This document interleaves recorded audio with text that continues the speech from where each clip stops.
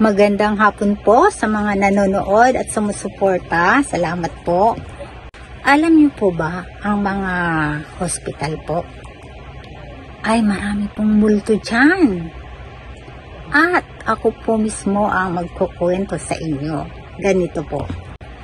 Kasi po noong nanganak ako dyan sa hospital, dahil nga po dito sa Japan ay wala man lang magbabantay sa'yo dahil bawal nga po.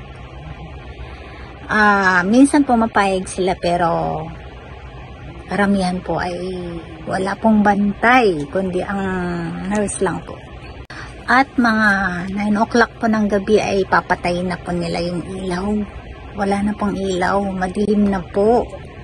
Kaya ang nangyari sa akin po noon, dahil hirap na hirap nga po ako, ay sa takot ko po ay binuksan ko po yung TV. Kasi po, bakit po? Meron po kasi ako nakitang nakaupo sa tabi ko. Yung parang nanay ko po. Siyempre matagal na siyang nawala.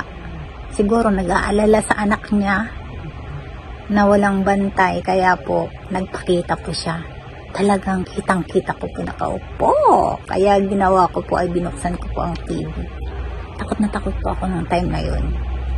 Kayo po ba ay naniniwala sa multo?